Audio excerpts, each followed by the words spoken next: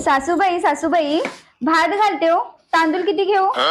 अगं सुनबाई, घे तुझ्या अंदाजाने. ते काही नाही सासूबाई, तुम्ही सांगा किती घेऊ?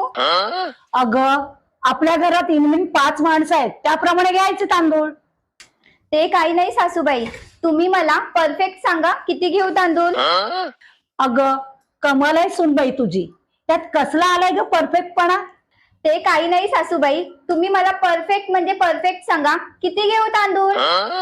असं तुला परफेक्ट सांगू? बघ ऐक आता, माझ्यासाठी 1500 घे तांदूळ आणि तुझ्या सासऱ्यासाठी 1750 घे तांदूळ, तुझ्या नवऱ्यासाठी 2000 तांदूळ आणि दिरासाठी 1800 तांदूळ घे.